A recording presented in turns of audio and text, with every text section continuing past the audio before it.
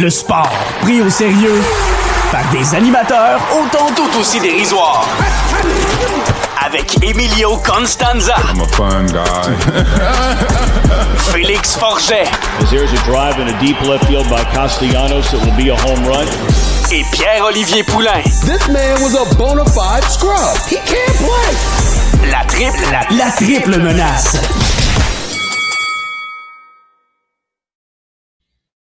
Messieurs, j'ai une petite confidence à vous faire. Puis ce soir, je vais sonner comme un record brisé, comme un vinyle cassé, tel un broken record, comme le veut la langue de Shakespeare. Parce que pour la énième fois, on va se dire ce soir, déjà.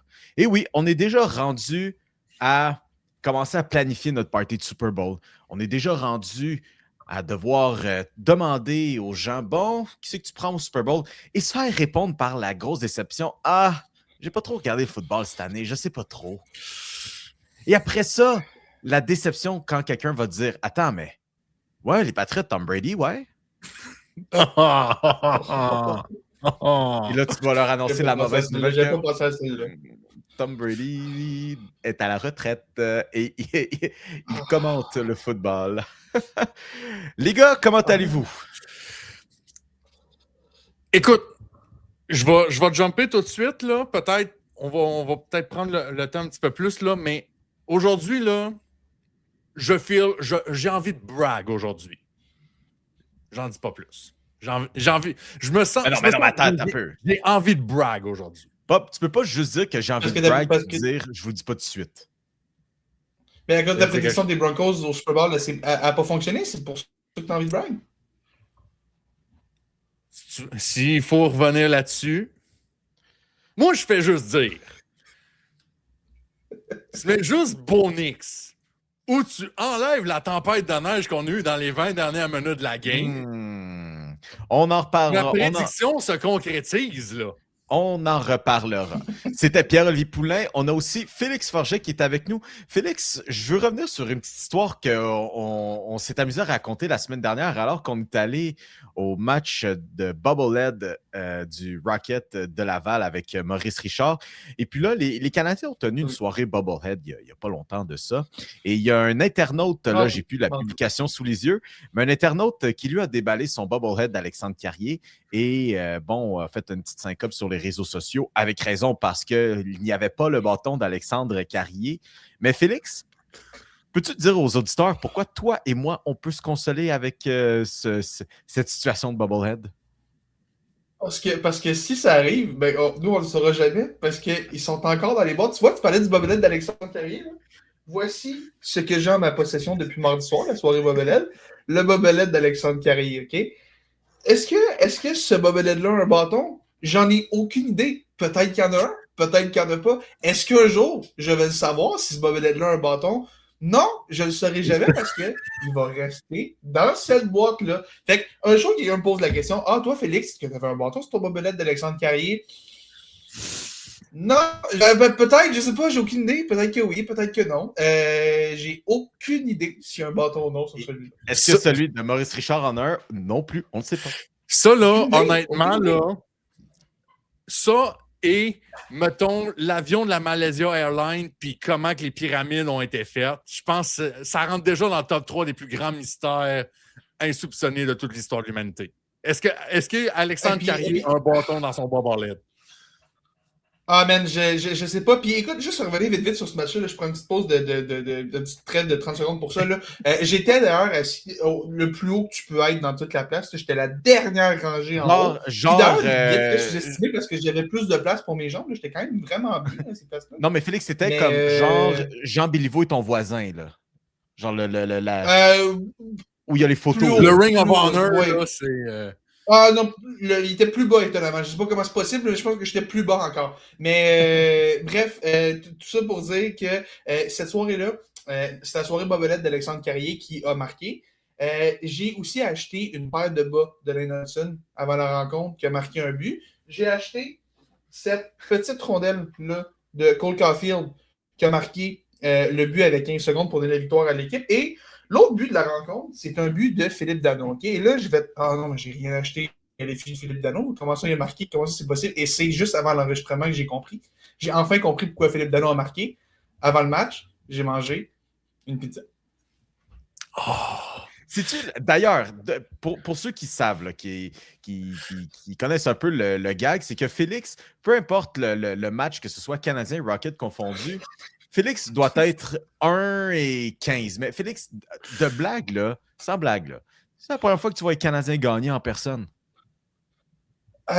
Non, c'est pas la première fois, mais si c'est la première fois depuis un sacré bon moment. Puis si tu m'avais dit que ça allait être contre le Wild que j'allais briser cette séquence-là, je t'aurais pas cru. Parce que une chose que tu peux être sûr, là, c'est que le Canadien qui joue contre le Wild va inévitablement perdre ce match-là, sauf quand je suis dans la place, visiblement. Donc, si le Canadien cherche une façon de battre sa bête noire plus régulièrement, veut battre le Wild plus souvent, appelez-moi.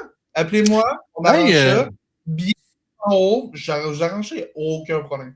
Hey, moi, je fais juste dire que le match au Minnesota, il arrive juste avant la pause olympique, dans quelques jours.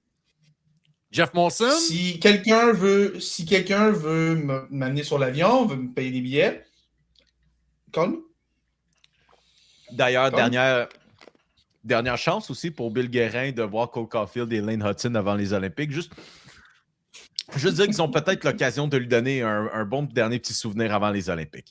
Anyways, on va revenir sur le hockey un petit peu plus tard, mais en attendant, comme j'ai mentionné en tout début de bloc pour cette édition du 26 janvier de la Triple Menace, on commence, vous l'aurez deviné, avec du football, parce qu'on connaît effectivement notre affrontement pour le Super Bowl qui va se dérouler entre les Seahawks de Seattle et les Patriots de la Nouvelle-Angleterre. Ça va se donner du côté de San Francisco, de Santa Clara, en fait, si on veut être très précis. Les boys, commençons par ce deuxième match de cette journée, celui entre les Rams et les Seahawks, qui était un caractère offensif, ma foi, comme peu de gens s'en attendaient. On s'attendait peut-être à ce que ce soit un peu moins offensif ou du moins au niveau du score. Mais dans tous les cas, c'était un match serré. C'était un match avec plein de rebondissements. Juste envie de commencer, les boys, une première fois, en fait, pour une deuxième fois encore, là, c'est un pari réussi pour les Seahawks de Seattle avec Sam Darnold et le restant de l'équipe. Je veux saluer aussi Renaud Bourbonnais qu'on a reçu sur le podcast à maintes reprises, qui raconte aussi comme quoi, John Schneider, là, absolument toutes les transactions qui ont été faites dans la dernière année pour les Seahawks ont été réussies. C'est pas 2, 3, 4 bons coups qui, oui, tant mieux. Non. L'entièreté de ces coups-là sont des bons coups. Est-ce que j'ai besoin de vous rappeler Rashid Shaheed qui a retourné le botté du début du match la semaine dernière dans la ronde de division était une acquisition de mi-saison. Tout ça pour dire, les gars, on va commencer là-dessus. Pari réussi pour les Seahawks au Super Bowl, c'est probablement le scénario de rêve pour toute équipe qui veut retool, en fait, parce que les Seahawks, c'était pas une équipe qui tankait pour autant. Non, puis écoute, on peut même retracer tout ça d'il y a 2-3 ans, parce que moi, je me souviens sur le podcast, on avait déjà parlé de les Seahawks font quoi? Genre, ils remplacent Russell Wilson avec Geno Smith, on libère Tyler Lockett. Les Seahawks font quoi? C'était ça le discours qu'on avait de cette équipe-là. Mais pour vrai, Mio, là, tu parles depuis tantôt que genre, on a enfin un duel pour le Super Bowl, dans 2 semaines, c'est le fameux Super Bowl dans 2 semaines. Mais je veux juste te demander, mais de quoi tu parles? Le Super Bowl, c'était à soir, là. On se cachera pas, là. Sans rien enlever au vrai match du Super Bowl qui va avoir lieu dans 2 semaines, la vraie finale avant la finale, c'était la finale de la conférence nationale entre les Rams et les Seahawks. Oui, je veux faire du pouce là-dessus. D'ailleurs, léger spoiler, mais êtes-vous de cet avis que le champion de l'américaine, c'est lui qui aura l'honneur de se faire battre au Super Bowl? Je suis là-dedans. Je suis dans ce wagon-là. Tu vois, je vais... Ma réponse va être plate, parce que je vais pas répondre à tes questions, je vais tourner un peu. Pour moi, aujourd'hui, on avait le duel entre les 2 meilleures équipes de la NFL. Ça, je suis prêt à le dire. Les 2 meilleures équipes de la NFL se sont affrontées aujourd'hui. Les Rams et les Seahawks. On a eu 2 premiers duels incroyables entre ces 2 équipes-là. On en a un 3e aujourd'hui qui était incroyable. incroyable. Mais on sait qu'au football, ça va une game, ça va vite, puis tu sais pas ce qui peut se passer. Peut-être que les Pats vont jouer, mais tu sais, en ce moment, les Seahawks sont les grands favoris, puis je pense que c'est pas une surprise. Tu sais, je pense que cette équipe-là, tu sais, la NFC était beaucoup plus relevée que la AFC cette année. Les Pats, tu sais, oui, ont gagné leurs 3 matchs, mais il y avait des circonstances un peu bizarres sur chacun de ces matchs-là. Puis, tu sais, je reviens à Rams Seahawks vite. Moi, ce que je retiens de ce match-là, c'est que ces deux équipes-là, avec leur édition actuelle, pourraient s'affronter 500 fois de suite. Puis je pense que les deux équipes gagneraient chacun 250 matchs. Je me souviens pas, sincèrement, là, d'avoir vu une rivalité où est-ce que les deux équipes étaient aussi bien matchées. Tu sais que les deux équipes sont tellement égales. Ils pourraient jouer le match 500 fois, je pense que c'est 250. Puis, écoute, malheureusement, ça ne peut pas finir nul. Ça prenait un gagnant. Puis, tu sais, les Seahawks gagnent. Puis, chapeau aux Seahawks. Je pense que les Rams ont rien à se reprocher. C'est juste qu'il fallait qu'une des deux équipes gagne. Puis, les Rams ont donné une sacrée opposition aux Seahawks, qui, on le rappelle, il y a une semaine, ont ramassé les 49ers, qui sont une bonne équipe. Là. Blessures, ils sont blessés évidemment, mais ils les ont humiliés, ramassés. Et là, les Rams, la semaine passée, je disais les Rams, c'est peut-être la seule équipe qui peut vraiment donner un match aux Seahawks. On l'a bien vu aujourd'hui, ça a tout pris pour que les Seahawks gagnent ce match-là. Petite pensée aussi à Tariq Woolen, qui doit être vraiment, vraiment content que son équipe ait gagné, parce que sinon, on aurait parlé de sa stupide pénalité de 15 verges comme une des raisons majeures de l'élimination de son équipe dans ces séries. Félix me devance un peu parce que je voulais vous poser la question à quel point Tariq Woolen va bien dormir ce soir, justement après. Mais honnêtement, là, je pensais à ça pendant le match. Oui, OK, on peut s'entendre straight direct, OK? Ce gars-là va être l'esti de raisin de la semaine. Là. Tu sais, on s'entend là-dessus. Oui. Mais en même temps, pour moi, cette crampe au cerveau-là, c'est un peu l'équivalent de les Seahawks qui ont repris un botté après que le retourneur des Rams ait tombé par derrière sur lui-même, échappe le ballon. Dans le fond, mon point était les deux jeux s'annulent. Fait que, tu sais, pour moi, peu importe la décision du match, je dirais pas que balls don't lie parce que c'était pas des jeux frauduleux ou whatever, mais tu avais une bénédiction des dieux de chaque côté. Fait que peut-être que ça n'aurait pas eu une trop grande importance. La seule affaire, par exemple, et ça, ce qui est arrivé, c'est que oui, OK, les Seahawks ont failli gagner dans ce cas-ci, mais ça a réveillé les Rams au quatrième quart. Moi, là, Matthew Stafford qui reprend le ballon avec 25 secondes, là, je pense qu'il y aurait donné 20 secondes de plus. Là. D'après moi, les Rams gagnaient ce match-là. Possiblement quelques temps morts parce qu'on a vu effectivement après le premier lancer. En fait, le jeu au total avant le prochain snap a pris 20 secondes. C'était 20 secondes de cafouiller, l'envoyer, de revenir et de pouvoir spiker le ballon. Pour revenir là-dessus, finalement, oui, sur la pénalité, ben, tu dis en fait des vraies équipes disciplinées, tu prends juste pas cette pénalité-là, tu profites de ça. Ils se sont juste compliqués la job quand on regarde ça, mais mon Dieu qu'on a eu chaud de ce côté-là. Les boys, du côté des Rams, un autre quand même grand match de Matthew Stafford qui a lancé pour près de 400 verges là, avec 374 verges, 3 passes de toucher. On s'en attendait que Puka Nacua soit son joueur de prédilection, suivi de Davante Adams. Matthew Stafford, qui aussi a mentionné après le match vouloir revenir. On place beaucoup de confiance en cette déclaration que Matthew Stafford sera de retour en 2026. Absolument. Tu regardes ce gars-là, il n'y a aucun signe qui montre que c'est un carrière fini. Là. Non, vraiment, aucun. Même en éliminatoire, non, là, puis un carrière dans la NFL d'aujourd'hui qui lance pour 400 verges, presque 400 verges dans un match de championnat de conférence. En 2026, dans la NFL, ça gagne ce match-là combien de fois sur 10? 8? 9? Tu sais, si on fait juste regarder la ligne statistique, tu dis, OK, 375-400 verges pour un carrière sans interception en plus. Mm-hmm. Tu dis, OK, les chances que mon équipe ait gagné sont assez bonnes. Malheureusement, ça n'a pas été le cas, mais...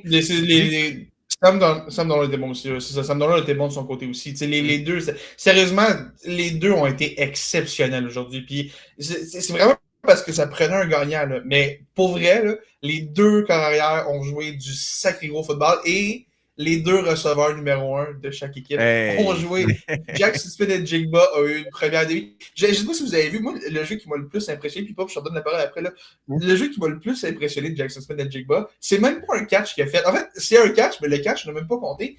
Il a attrapé une passe de Sam Darnold qui devrait 12 pieds trop loin. Okay? La passe n'avait aucune chance de se transformer en toucher. JSN a sauté à peu près 10 pieds de haut pour attraper le ballon. Il a réussi à l'attraper quand même. Évidemment, il n'y avait aucune chance de remettre les pieds à l'intérieur de la zone de toucher. Mais c'est vraiment incroyable. Il y avait quasiment l'air de dunker le poste de placement. Là.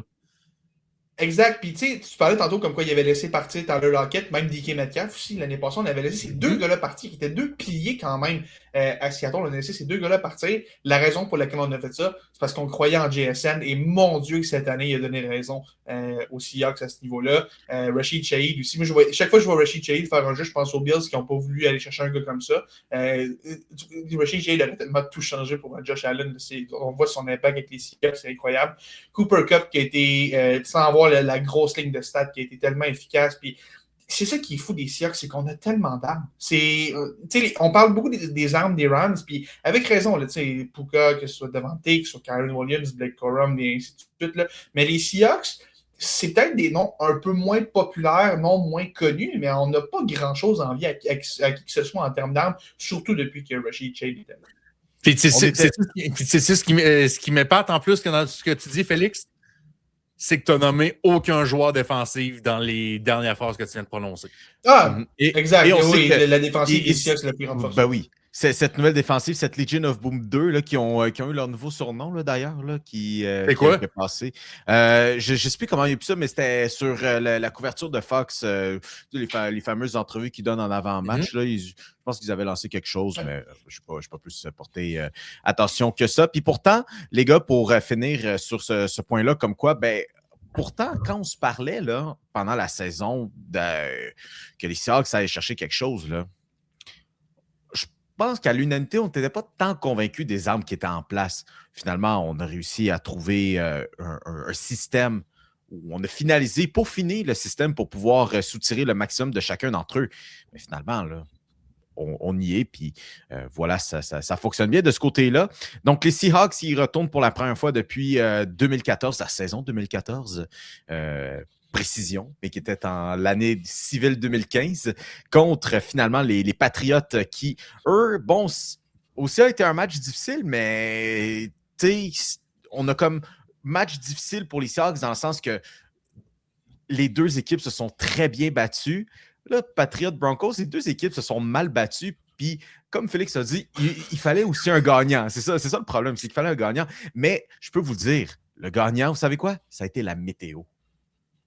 Ah, puis je ne sais pas si vous avez remarqué, c'est parti en couille à une vitesse incroyable. Là. Grand V. Je pense qu'il restait 7 minutes à faire au troisième quart, puis on commençait à voir des petits brins de neige tomber. Mm-hmm. C'est tellement parti en couille et ça fait juste lancer un message aux propriétaires de la NFL.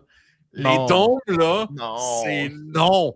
Exact. C'est non, les dons méchants, Moi, j'en veux tellement. J'en veux pas. Écoute, je comprends votre point, mais puis en saison régulière, je suis d'accord avec vous, j'adore des matchs de neige, je trouve ça cool, là, mais honnêtement, il y a quand même une partie de moi qui trouvait ridicule, okay? Qu'on était dans une demi-finale, un championnat de conférence, là. Puis que les deux équipes étaient littéralement incapables d'aller chercher, les deux équipes étaient incapables d'aller chercher pas juste des points, là. Un premier jeu. C'était impossible. À un moment donné, en fin de match, Jared Stidham a lancé une interception à Christian Gonzalez, OK? Mon premier réflexe, c'était de me dire, sincèrement, c'est peut-être sa meilleure chance d'avancer sur le terrain, lancer des interceptions et d'essayer de provoquer des revirements. C'est fou, là. On était vraiment rendus à ce stade-là, puis, tu sais, oui, je comprends, les conditions sont pareilles pour les deux équipes et tout, mais... en même temps, tu vois ça, tu comprends pourquoi il y a des équipes qui veulent les dômes aussi. Non, c'est tellement ridicule. Ouais, mais Félix, ils veulent des dons pour les Super Bowls. C'est la raison. Oui, mais salutations aussi, d'ailleurs aussi. salutations à Ramondre Stevenson et Drake May qui sont sur le même jeu. Les deux ont trébuché d'ailleurs à cause de la neige. Ça, Les c'était deux- drôle. Au même C'est endroit. hilarant. Au même endroit. C'était hilarant, mais bref. Donc, ce match qui s'est terminé effectivement 10-7 dans une drôle de météo, un drôle de match où les deux touchés ont été marqués au premier quart et après, rien d'autre. Les gars, Jared Stidham, on ne s'attendait pas non plus de la grande magie. Deux attaques quand même vraiment assez silencieuses. Drake May a lancé pour 86 verges dans ce match-là. Puis ce que je retiens par-dessus tout, en fait, c'est d'une part les unités spéciales, dans le sens que Broncos, il y a facilement 2 bottées. On se jase là, après quelques heures suivant le match. Il y a 2 bottées que les Broncos aimeraient certainement avoir. Les Patriots aussi. Mais si Pop parlait tantôt du œil pour œil, dent pour dent, ça aurait donné un match égal, tu sais. Mais certainement 2 bottées que les 2 équipes voudraient avoir. En fait, moi, je vais même te ramener encore plus tôt. Je Je vais même te ramener plus tôt dans le match. Pouvez-vous me donner la ressemblance entre Matt Lafleur, Sean Payton et Ben Johnson? Prennent pas les points. Allez prendre les fucking points! Esti! Mais, écoute, ouais, puis au final, je suis d'accord avec toi, c'est ça qui a fait la différence. Ton corps arrière Puis, partant écoute, n'a pas lancé un ballon depuis 2 ans. Donne-y 2 Ça, possessions. oui, Aidez-le! Dans les circonstances, je suis d'accord avec toi, mais tu sais, puis c'est drôle parce que je regardais ce match-là, puis en tant que fan des Titans qui a vu Mike Vrabel coacher pendant très très longtemps, ça m'a beaucoup fait rire de voir le gars classique de Mike Vrabel, un gars de Mike Vrabel 101, que quand il voit l'autre entraîneur devenir extrêmement agressif, lui, en réponse à ça, il devient extrêmement conservateur dans sa gestion des 4e essais. Puis quand Sean Payton a décidé d'y aller à 4e essai, je suis d'accord avec. À ce moment-là, écoute, je suis généralement un apôtre de à 4e et 1, vas-y. Dans les circonstances, tu n'as pas ton carrière numéro 1. Oui, ça va bien. Oui, tu bouges bien le ballon. Puis derrière, Jared Stidham qui a une bonne première demi. Là, on parle du fait qu'il n'a pas lancé depuis un bout. Puis tout. Puis en première demi, l'attaque des Broncos avec Jared Stidham était beaucoup plus compétente que l'attaque des Pats avec Drake May. Qu'on soit bien clair. Mais dans les circonstances, moi aussi, j'ai arrêté probablement pour le placement dans ces circonstances-là. Et Mike Vrabel a été confronté à la même décision pas très longtemps après. C'est arrivé comme quelques minutes après, a été confronté à la même décision. Et lui, dans ce qui était, selon moi, le call de Mike Vrabel le plus prévisible du monde entier, a décidé d'y aller pour le placement. Et au final, tu regardes ça, c'est ça qui a fait la différence. Parce que, oui, les 2 équipes ont eu d'autres opportunités de faire des placements. On les a toutes manquées. Tu ne peux pas blâmer les batteurs. Les circonstances, les conditions étaient épouvantables. Willard a passé proche d'en réussir un d'une 40aine de verges quand le batteur de dégagement des pattes a complètement raté son botté. Mais, tu sais, tu vois que c'est là, au final, le Mike Vrabel qui est devenu hyper conservateur. C'est ce qui a donné la victoire aux Pats. Puis, de l'autre côté, Sean Payton, écoute, j'essaie de rationaliser sa décision, me faire l'avocat du diable, a dû se dire, j'ai joué comme ça toute l'année, j'ai vanté Jared Stidham comme quoi il était capable de faire ce que Bonix fait pour nous, puis si je prends les 3 points là, j'ai l'air de gars qui fait pas confiance à son carrière, puis ça fait depuis le début de la semaine que j'arrête pas de dire que j'ai confiance en lui, puis jusqu'à maintenant, il me répond bien. Fait que j'imagine que ça a été quelque chose comme ça, son processus de réflexion. Mais effectivement, c'est un facteur qui a fait la différence dans le match en bout de ligne. Ouais, ça aurait été. C'est ça, au final, c'est pas plus compliqué que ça. C'est ce swing de 2 placements-là qui a tout changé le reste du match. C'est ça, moi, ce qui me frustre vraiment dans cette rencontre-là. C'est que moi, dans ma tête, moi, je pensais que le match était à 3h30 cet après-midi. fait que quand je me suis rendu compte que la game était à 3h, Jared Stidham avait déjà lancé sa passe de toucher. Fait que j'ai vu les Broncos faire aucun point pendant genre 3h30 durant toute l'après-midi. Ah, c'est oui, tu sais, on peut blâmer ça, mais Jared Stidham qui donne 7 points complètement gratuits à Drake May qui est parce que c'est ça, il y a eu 2 touchés dans toute la rencontre, 2 sur des passes de Jared Stidham, et pourtant, ça fait 7-7. Ouais, c'est. Ben, en fait, le toucher à la base n'a pas compté parce que pour ceux qui n'ont pas suivi ça, je sais que ça. Ouais. Ça a fait jaser sur le coup. Pourquoi vous n'avez pas un toucher défensif, là? La raison, en fait, c'est assez simple, c'est parce que les Broncos ne sont pas les Seahawks. Donc, quand il y a un sifflet, le jeu arrête, on ne peut plus avancer le ballon. Les Seahawks, c'est une référence au jeu le converti de 2 points contre les Rams plutôt cette saison. Bref, ce qui est arrivé, c'est que vu qu'il y avait un sifflet, on n'a pas pu marquer le toucher parce qu'il y avait un sifflet, le jeu était mort à ce moment-là. Au final, les Pats ont marqué un toucher, genre, je pense que c'était 2 ou 3 jeux après, là, fait que ça n'a pas changé grand-chose. Mais c'est pour ça, pour ceux qui se posent la question, c'est vraiment le fait qu'il y ait eu un sifflet. Parce qu'à la base, l'appel était passe incomplète, puis c'est après ça, à la reprise, on avait été en fait, non, ça a été latéral. C'est ça, en fait, ça a passé de passe incomplète à intentional grounding penalty à échapper pour un toucher que finalement, il n'y aura pas eu finalement. Ouais. C'est ça. Fait que c'est ça qui... C'est la différence, ça a été une autre séquence qui a fait la différence dans ce match-là, effectivement. Puis, écoute, moi, je voyais ça, puis l'autre chose que je me disais, sérieusement, j'ai tellement de la peine pour les fans des Broncos, puis pour les Broncos en général, parce que, tu sais, la défense a tellement été bonne aujourd'hui, la défense des Broncos, tu peux tellement rien leur reprocher, mais, tu sais, cette équipe-là qui gagne 14 matchs pendant la saison, des fois de manière un peu bizarre, mais qui est clutch quand ça compte, qui va chercher les gros jeux quand ça compte, se ramasse à jouer le championnat de la NFC chez eux, devant leurs partisans. Et ton carrière partant, qui en était sa deuxième année, qui t'a mené jusque-là, qui a gagné quand même. Il faut lui donner Bonix a quand même gagné 25 matchs en 2 ans. Là, c'est énorme. Là. Et pas là. Sérieusement, c'est vraiment, vraiment dommage pour eux. Et là, il va toujours avoir la grande question de est-ce que Bonix aurait fait la différence dans ce match-là. Peut-être pas. C'est que Bonix est un gars qui est plus mobile. Ça aurait pu aider dans la neige, mais c'est sûr que c'est tellement dommage pour Denver, pour les partisans, puis pour la défense aussi qui a tellement fait du bon travail. Mais certainement, avec les conditions météorologiques, je pense que tu flippes une scène. Puis rendu là, t'aurais ton champion. Les boys, c'est même pas proche d'être la pire nouvelle qu'on a eue cette semaine. Ah ouais? Comment introduire ça? OK. On va vous parler aujourd'hui d'une organisation de football qui a trouvé son prochain entraîneur-chef, mais cette organisation-là, historiquement, a eu 3 entraîneurs-chefs depuis 1969. Ces 3 entraîneurs-chefs qui étaient dans la trentaine, peut-être un peu plus vieux, mais de manière générale dans la trentaine avancée, des coordonnateurs, une équipe qui était célébrée pour prendre des décisions champ gauche et de garder un entraîneur-chef longtemps jeune que personne ne connaît, donc qui était très créative dans ses choix.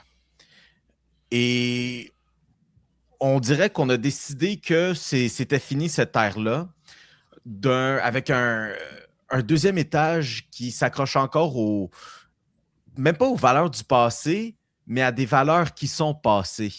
Il y a comme une nuance un petit peu entre les deux, dans le sens que on a appris plus tôt cette semaine que les Steelers de Pittsburgh, après la démission de Mike Tomlin, ont décidé finalement d'y aller avec Mike McCarthy en tant que prochain entraîneur-chef de la formation. Puis il manque des mots pour ça. Parce que dans un monde où on est ici sur le podcast, on est comme « Haha, c'est drôle ». C'est incroyablement triste ce qui se passe avec cette organisation-là et comment le deuxième étage est en déni.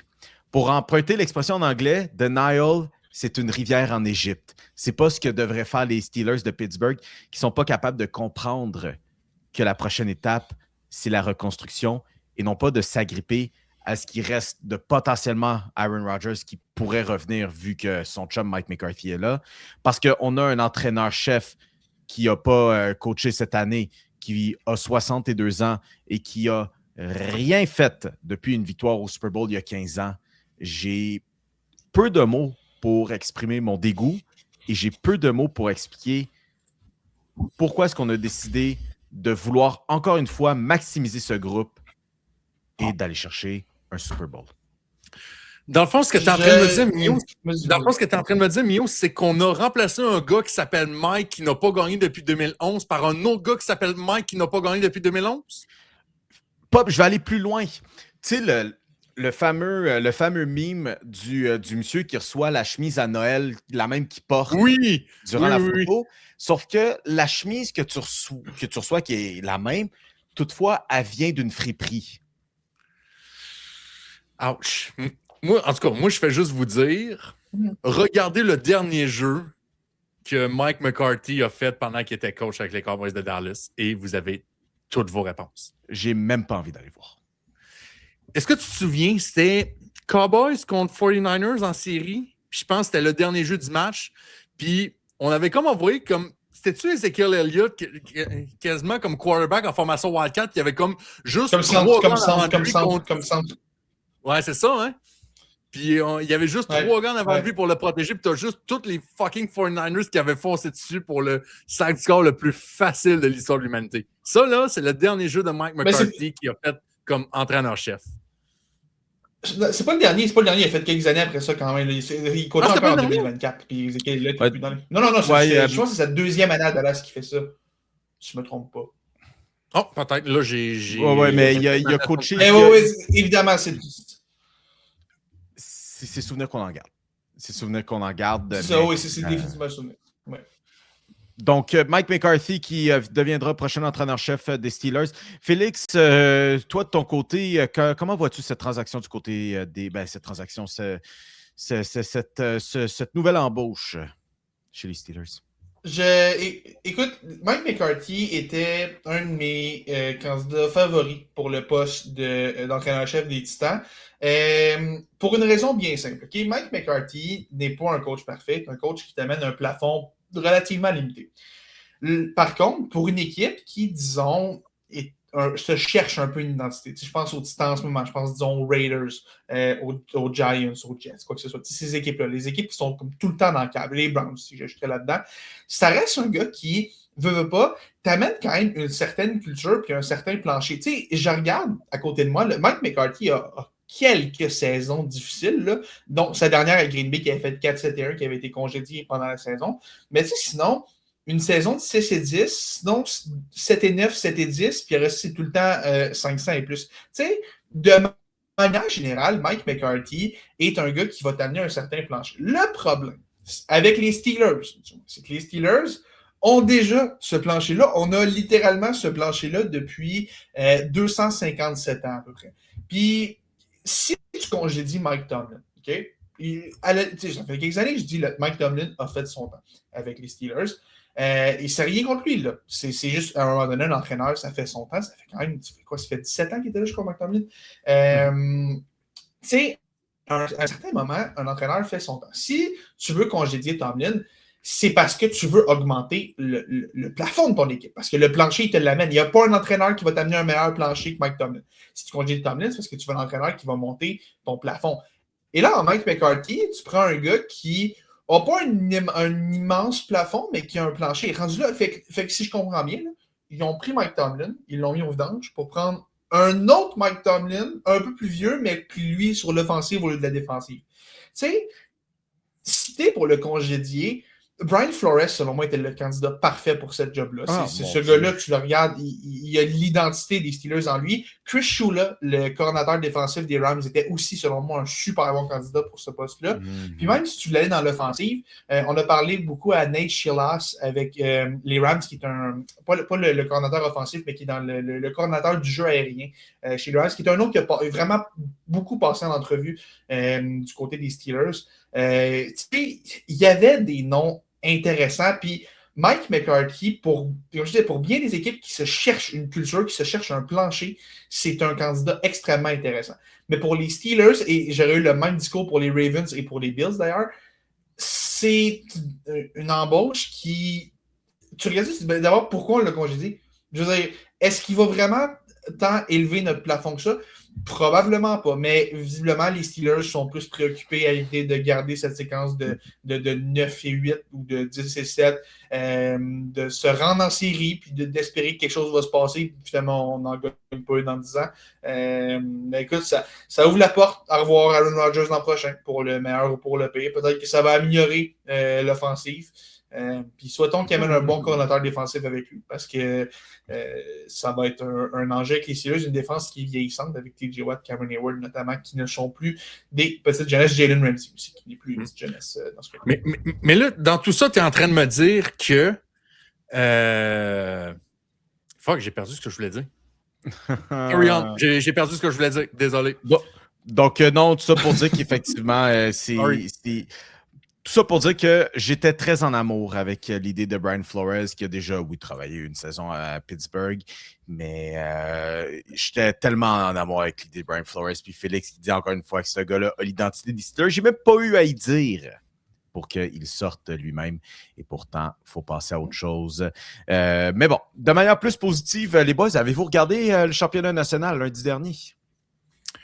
Moi, je travaillais pendant la soirée, fait que non, je l'ai pas vraiment suivi. Moi, ce que je vais te dire, c'est que puis je vais faire juste une petite parenthèse là-dessus, vite. Là. Moi, je pense que j'ai plus suivi le crash-out opérationnel des Bills de Buffalo cette semaine avec Terry Pegula que plus le championnat national. On parlait d'une équipe qui a un solide plancher, Félix. Je suis putain sûr que le plancher il est fait solide. Là. Non, là, il est comme fait. Ouais. Il y a une infiltration d'eau. Kian Coleman a dû passer une semaine de marde. D'entendre ton boss dire on voulait pas te prendre, c'est juste le coach qui voulait, on voulait pas te prendre, nous autres. Wow. Mais bon. Pop là-dessus. Toi, Félix, t'as regardé ça aussi? Oui, j'ai manqué certaines séquences, mais j'ai vu la séquence de Fernando Mendoza, j'espère que tu as vu le monsieur s'est transformé. Monsieur s'est transformé en... Pour ceux qui n'ont pas vu, monsieur s'est transformé en Superman. Le gars est projeté premier choix au total du prochain repêchage. Ne peut littéralement que baisser, presque assuré d'être premier choix. Et décide 4-10. Son équipe, pas en plein contrôle, mais quand même avec l'avance. 4-10 décide de prendre ses jambes à son cou, littéralement, et d'aller marquer un toucher en se jetant à la position horizontale dans les airs, se fait rentrer dedans en sandwich d'un bord et de l'autre, se fait tordre comme une guenille et tombe quand même dans la zone de début pour marquer un toucher. Et aussi, séquence quand même vraiment cute. Pour ceux qui ne le savent pas, Fernando Mendoza, sa mère, depuis quelques années, se bat avec la maladie. Je crois que c'est la sclérose en plaques. Du moins, c'est une condition qui fait en sorte qu'elle est dans une chaise roulante. Elle assiste à tous ses matchs quand même. Et le père de Fernando Mendoza était là pour le championnat national aussi. Et le père de Fernando Mendoza, pour supporter sa femme, ne se lève jamais pendant les matchs. Il reste assis avec elle. Et quand Fernando Mendoza a marqué le toucher, c'était absolument adorable de le voir, rester assis à côté de sa femme, puis de célébrer avec elle, mais quand même un bras des airs à célébrer, puis tu le sentais que c'était vraiment un moment super cute pour la famille, puis Mendoza, Fernando l'a dit que sa mère, c'est une grande source d'inspiration pour lui, puis ça paraît que c'est un bon kid, puis c'est les Raiders qui ont le premier choix. À moins d'une immense surprise, ils vont le sélectionner. Je lui souhaite tout le meilleur dans cette carrière. C'est peut-être le seul qui a l'attitude pour pas tomber dans les distractions de Vegas. Fait que c'est vraiment, vraiment cool que ce soit ce gars-là qui se ramasse du côté des Raiders. Mio, est-ce que tes compatriotes latinos vont tous devenir des bandwagoners des Raiders de Las Vegas? Non. Mais Mendoza qui, en plus de ça, Mark Davis était au match. Wink, wink. Mais... Oui. Mais même si sa carrière professionnelle n'est même pas commencée, Fernando Mendoza rentre déjà dans une catégorie d'athlètes on peut dire les hommes parfaits, qui ont comme aucun défaut dans la manière qu'ils se comportent, tout ça. Je me suis amusé un petit peu. Je suis comme, s'il y avait une petite liste de ces athlètes-là, on passe, mettons, au Niklas Edstrom de ce monde, Toujours bien habillé, parfait. Roger Federer. Pour moi, ça reste encore le meilleur. Roger Federer.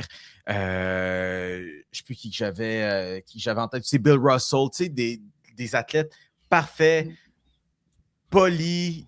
le visage de ta franchise, puis t'es comme, ouais, ce gars-là, man, sa carrière professionnelle n'est même pas commencée, puis le monde en entier est derrière Fernando Mendoza, puis on veut juste... Ben, sérieusement, malheureusement, j'ai envie de dire, mais son cas ressemble beaucoup à Matthew Schaefer, je trouve. Puis, tu sais, que c'est pas exactement le même genre d'espoir, dans le sens où Schaefer était arrivé beaucoup plus jeune aussi. Là. La maturité de Schaefer à 18 ans, c'est assez impressionnant, mais tu sais, les deux ont vécu beaucoup d'adversité dans les dernières années. Puis, tu sais, c'est deux gars que tu vois que c'est des bons kids, puis c'est extrêmement facile de prendre pour eux. Tu sais, à Montréal, il y a Ivan Demidov qui est au cœur de la course au Trophée Calder, puis la moitié, au moins le 3/4 du monde, tu te dis, ben, gars, honnêtement, Schaefer, c'est tellement... Le kid est vraiment cool, puis c'est solide ce qu'il fait. Fait que, le monde n'est même pas fâché que Schaefer soit favori dans cette course-là. Je pense que ça en dit quand même long, considérant à quel point la course était féroce et passionnée l'an passé pour Lane Hudson. Non.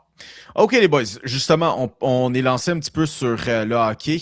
On va rester du côté de New York, mais on va revenir chez les Rangers parce qu'Artemi Panarin fait encore jaser cette semaine. Bon, comme on sait, là, Artemi Panarin qui ne sera pas renouvelé par les Rangers et les deux camps qui vont travailler très fort pour trouver une entente. Mais là, bon, ça commence à monter un petit peu, là, ces discussions-là, de sens que, bon, la date limite des transactions arrive. Les gars, la deadline cette année, la date limite qui est établie à quand? Parce que là, oui, il y a un gel qui s'en vient. Ouais. Attends, il y a un gel qui s'en vient avant les Olympiques. Ouais, en gros, explication rapide, la raison pour laquelle vous entendez probablement parler du concept de 2 dates limites des transactions. C'est parce que, un peu comme on avait vu avant Noël, habituellement, ce gel des transactions-là, tout le monde s'en fout un peu, mais un peu avant Noël, on a vu comme un petit boost avec Philippe Danault et Mason Marchment, qui sont les deux gars qui avaient été transigés, parce que, avec la LNH, parce que en fait, avant Noël, c'est pas important, là, je sais pas pourquoi je parle du temps là-dessus. Là, on va revenir à celui qui s'en vient avec les Olympiques. Les Olympiques vont couper pas mal tout le mois de février. Donc, si je ne m'abuse, c'est le 4 février que le gel des transactions va entrer en vigueur. Et jusqu'à la fin du mois de février, genre le 25 ou le 26, je crois. Et la date limite des transactions arrive le 6 mars, donc genre une dizaine de jours après, même moins que ça, une semaine après. Donc, il y a beaucoup d'équipes qui vont vouloir régler ça avant les Olympiques, créer les transactions importantes avant les Olympiques pour, éviter de se faire avoir rapidement au retour des Olympiques. 2, gérer le cap salarial, les enjeux de cap salarial, parce que, rappelons que le cap salarial, la masse salariale est comptée au jour le jour. Chaque jour que le gars est sur ta masse salariale, il compte sur la masse finale. 3, tu veux aussi le laisser s'acclimater avec ton équipe. Disons que tu vas chercher un gars qui n'ira pas aux Olympiques, mais il peut quand même être dans l'entourage de l'équipe. Les équipes ne peuvent pas s'entraîner pendant une dizaine de jours pendant les Olympiques, mais vers la fin, ils vont pouvoir s'entraîner et rien ne les empêche d'aller à leur complexe d'entraînement et patiner avec les gars pour leur bon plaisir. Fait que c'est pour ça qu'on risque d'avoir un petit boom des transactions d'ici une dizaine de jours. Ben, et sensiblement aussi, il y a aussi moins de temps aussi pour pouvoir établir une transaction, puisque c'est quand même un gel quand même important là, qui se donne pour une vingtaine de jours. Alors, on veut régler ça du côté des Rangers de New York.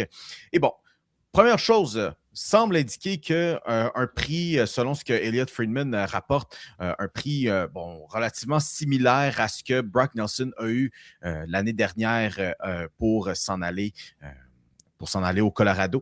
On parlait d'un échange qui comprenait c'était un choix conditionnel de première ronde, un choix conditionnel de troisième ronde, un espoir repêché en première ronde, ainsi qu'un autre espoir là, qui était là-dedans. Alors, pour commencer de 1, les boys, le prix, combien d'équipes est-ce réalisable? Est-ce que bien des équipes ont les munitions pour ce genre de transaction-là d'Artemi Panarin, considérant qu'il s'agit possiblement que d'une location. Là. C'est pas juste une location.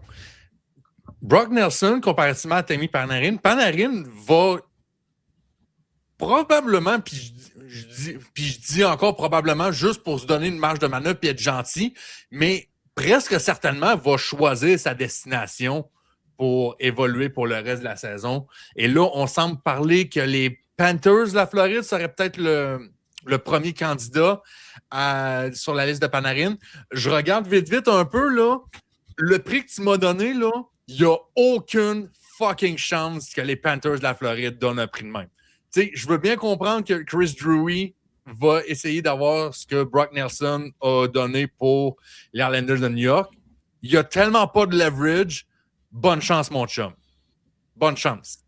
Oui, c'est exactement ça. Puis, si tu parles des Panthers, il y a un autre enjeu qui va être un sacré problème, le plafond salarial. Là, on s'en sort pas trop pire avec Alexander Barkov qui est sur la liste des blessés à long terme cette saison. Mais on est déjà très, très, très serré. Je veux bien qu'il y a quand même un moyen de se rendre si, disons, les Rangers retiennent la moitié du salaire, que je sais pas, que Evan Rodriguez et tout le Starinen à 3 millions chaque sont échangés pour le chemin inverse. Il y a moyen de se rendre, là, mais ça va quand même être compliqué de fitter ça sous le plafond.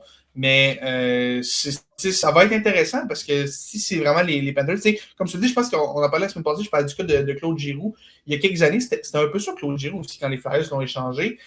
Giroux avait accepté deux destinations, c'était l'Avalanche ou les Panthers. Finalement, c'est les Panthers qui l'avaient eu, mais tu as deux équipes, tu n'as pas une tonne de levier. Là, fait que, si tu veux vraiment l'accommoder, tu n'auras pas une tonne pour ça. Brock Nelson, les Islanders n'ont pas essayé de l'accommoder à tout prix. On l'a envoyé au Colorado parce que c'est là qui était le plus offrant.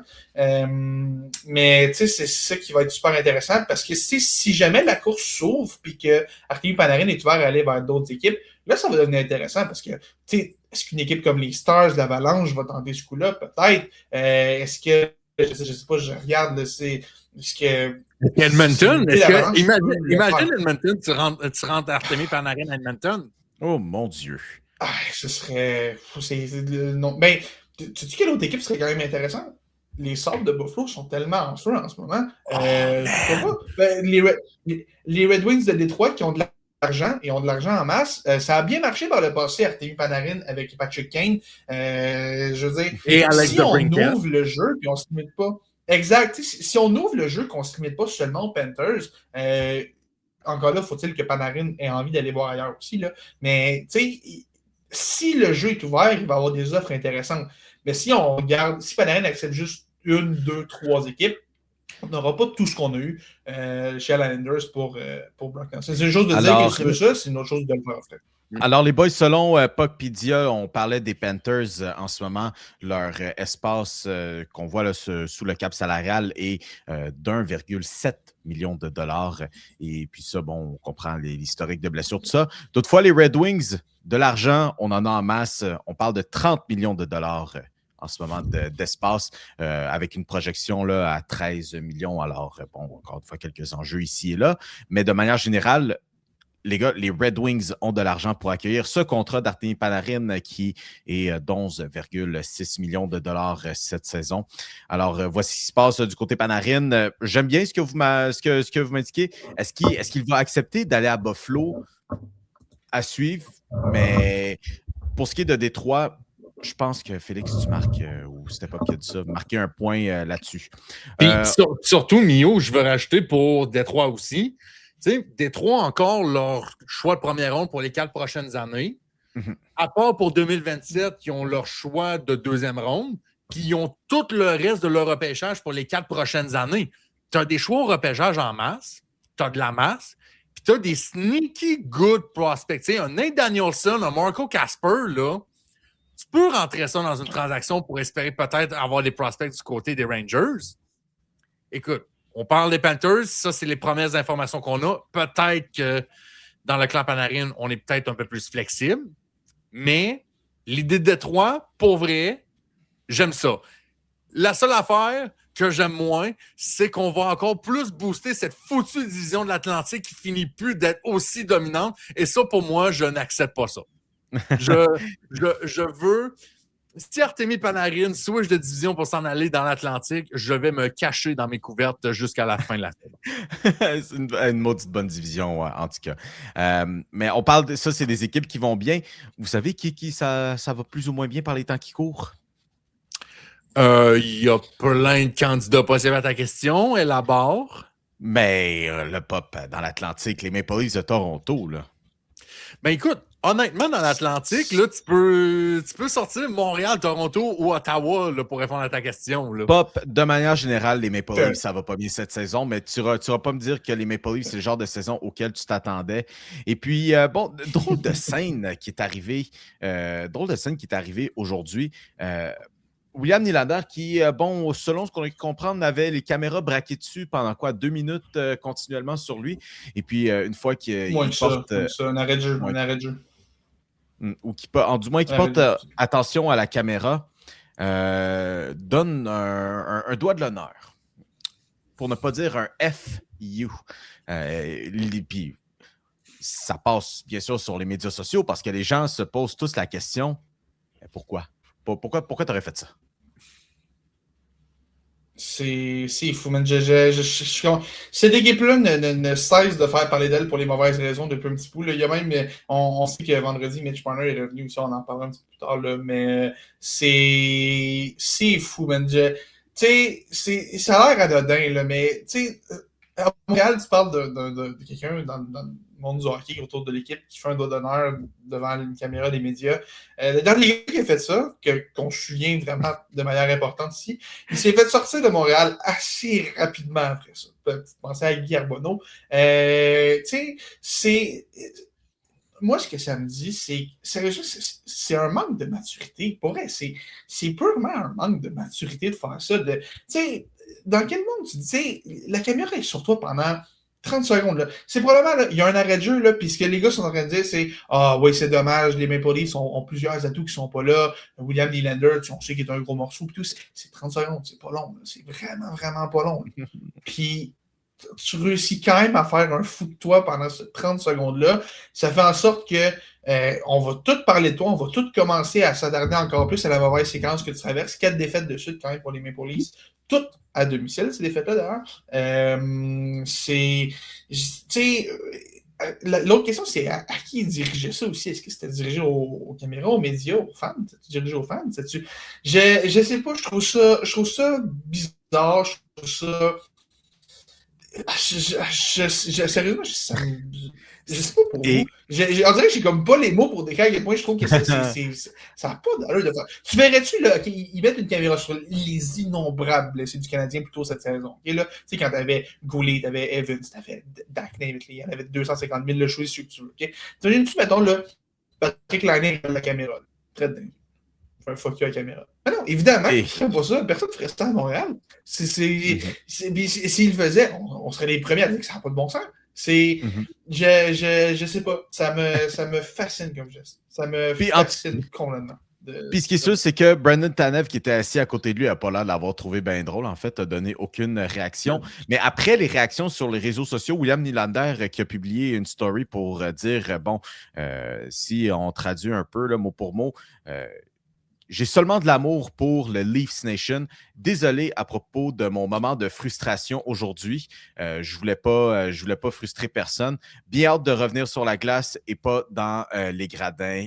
Avec amour, William Nylander. En tout cas, il n'avait pas l'air très frustré, hein, parce que il était tout sourire. Il était frustré de quoi? Il était frustré pourquoi? Pourquoi il était frustré? Pour quelle raison il n'aurait pas été frustré? Mio, on parle des Leafs, OK? Depuis quand tu as déjà vu cette équipe-là donner un semblant d'émotion quand ça comptait? Puis, si ça avait été... genre un nom de même, là. Calle Young-Crow, mettons. Tu te dis, OK, je comprends. Mais là, c'est William Nylander, là. Un gars que tu payes plus de 11 millions de dollars par année pour encore plusieurs années. Un gars à qui tu demandes d'être encore plus un leader parce que, justement, Mitch Marner vient de partir il y a quelques mois. Ça fait juste montrer à quel point que la culture de cette équipe-là est complètement dans le champ. Puis dans un champ rempli de fumier, là. C'est bon. Ah oui, 100%. Belle analogie. Je me demande pourquoi cette équipe-là n'a jamais gagné avec tout le potentiel qu'il y a. C'est un petit exemple. C'est un petit exemple. Comme quoi, L'ego, ça met bien des roues d'impact quand même, mais c'est ce qui se passe du côté de Toronto. Ça va un petit peu mal. OK, les boys, pour compléter ce qui nous reste du hockey, j'ai mentionné, comme quoi Félix et moi sommes allés voir le Rocket la semaine dernière, vendredi pour être très exact, et qu'on a vu David Reinbacher en jeu et que, on essaie quand même, là. Je suis un peu dans mes tâches d'être le plus objectif possible et de vouloir croire au bon développement d'un joueur. Mais j'ai été très honnête avec Félix et Jake, qu'on salue d'ailleurs, qui était avec nous pendant le match. J'ai été très honnête sur ce que je pensais de David Reinbacher, ou du moins considérant le cinquième choix au total. Reinbacher qui, cette semaine, c'est un match contre Calgary dans la Ligue américaine et a subi un contact assez laid, on va dire. C'était une grosse mise en échec quand même. Est tombé sur la glace, a quitté, n'est pas revenu et il est maintenant sur la liste des blessés.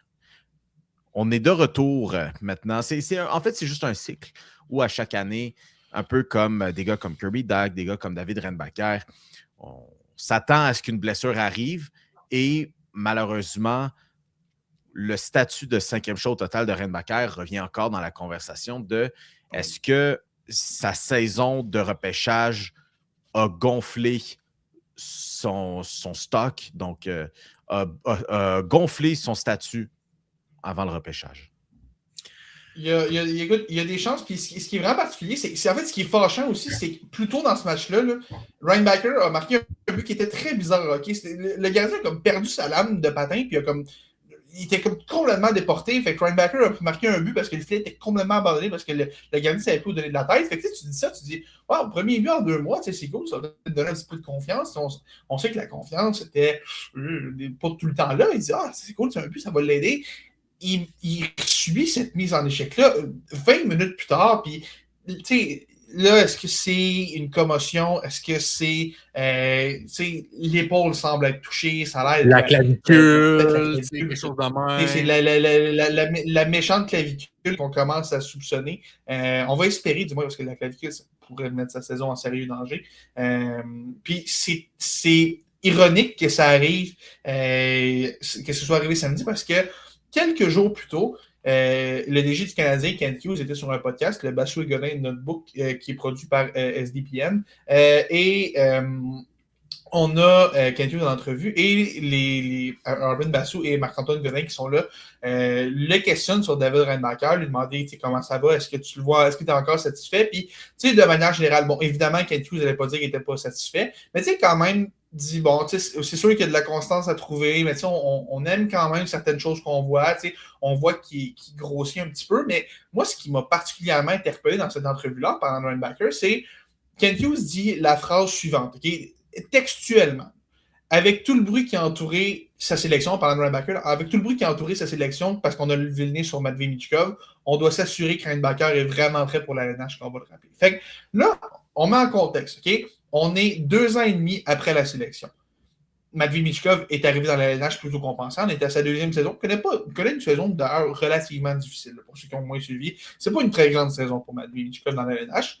Mais là, on est 2 ans et demi plus tard et le DG du Canadien dit publiquement que la réaction des fans au choix fait en sorte que ça influence la manière dont on gère son développement. Puis, je comprends ce qu'il veut dire parce que si tu l'amènes trop rapidement, qu'il a l'air fou, tu ne t'aideras pas, puis ça va mettre encore plus de pression sur le kit. Et dans l'optique où tu as cette défense-là à Montréal, tu peux quand même te permettre d'être un peu patient avec lui. Pas infiniment patient, mais tu peux quand même être relativement patient.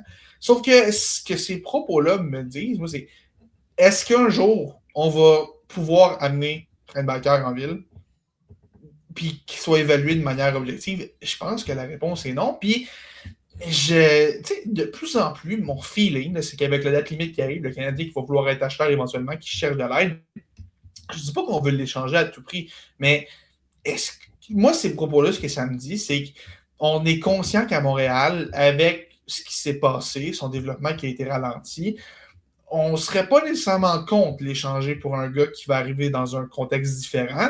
Et un autre exemple qui me donne un peu la puce à l'oreille à ce niveau-là, regardez pas plus tard qu'il y a 6 mois, Logan Mailloux, qui était un choix qui est arrivé dans la controverse. Il a joué quelques matchs à Montréal sans plus, mais dès qu'on a eu l'opportunité de l'échanger pour quelque chose qui a pu nous aider, il est parti à Saint-Louis.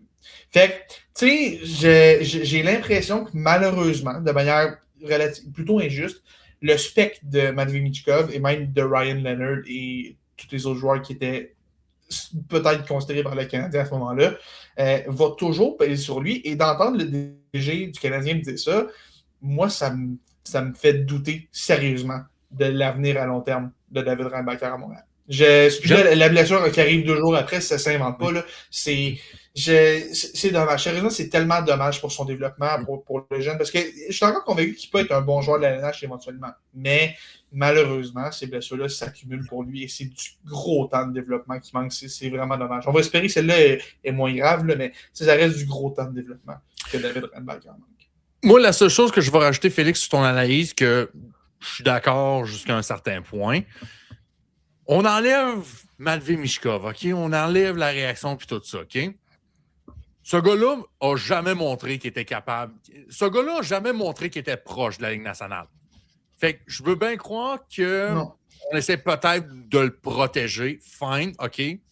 Faites ce que vous voulez là-dessus. Mais concrètement, sur la patinoire, et ça, on n'a même pas encore inclus les blessures là-dedans, David Reinbacher n'a jamais prouvé qu'il était même pas proche d'être un défenseur prêt pour jouer dans la Ligue nationale. 2 ans et demi après son repêchage, tu es encore derrière Adam Ekstrom dans la hiérarchie un peu.